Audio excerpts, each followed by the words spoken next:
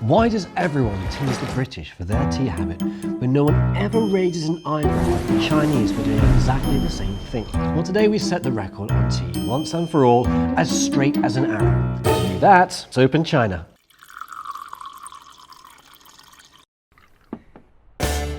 Now, in the UK, tea has already acquired a not unsubstantial history of sippage. 3 centuries, in fact. In China, tea has had a history of almost 5,000 years. In fact, some really posh folks still call it a cup of cha. Why?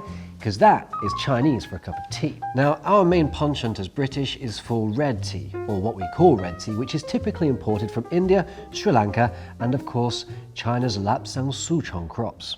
While in China, thousands of types of tea and many groups of tea, such as red, yellow, green, black, white, etc. More curious still, however, is the misnaming of China's red tea in the UK.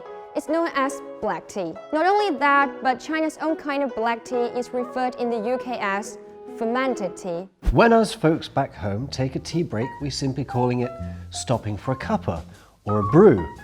Though the idea of afternoon tea is commonplace, there are actually simply not enough times in the day to give all the tea breaks that British people take their own name, nor the bathroom breaks that surely follow. This is, however, strictly between meals. Chinese tea has always been, however, taken liberally, and from sunrise to sunset. In southeastern China's Guangdong and Jiangsu provinces, there are even specialty dishes to go with your breakfast tea.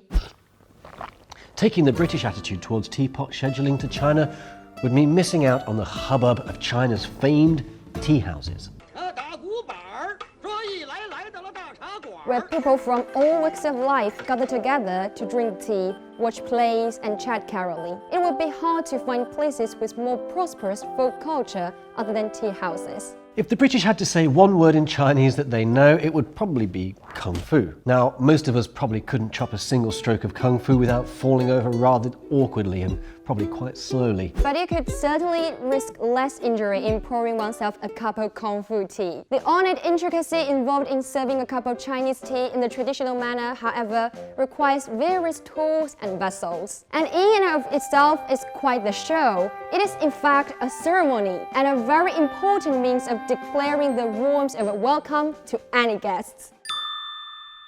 The answer is 2. The first round is for rinsing the tea, aiming to create the purest cup of tea possible by opening the leaves fully and clearing out any loose leaf to create a crystal clear cup in the next round of pouring.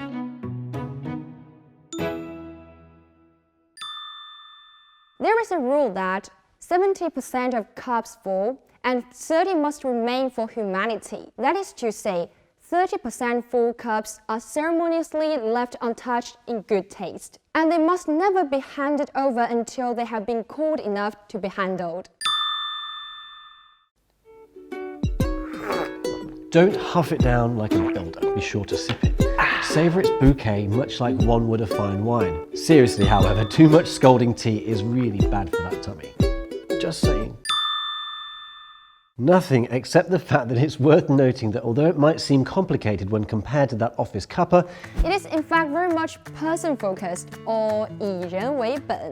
And when placed side by side with, say, Japanese tea culture, a horrendously complicated process. Beautiful as it may seem, Chinese tea is socially engaging and classy act. So that's why it always has been and probably always will be easier to knock the Brits for their popping and dipping and dunking and clinking. So Arthur Wing Pinero says something like, where there is tea, there is home. So we hope that that's cleared things up for you.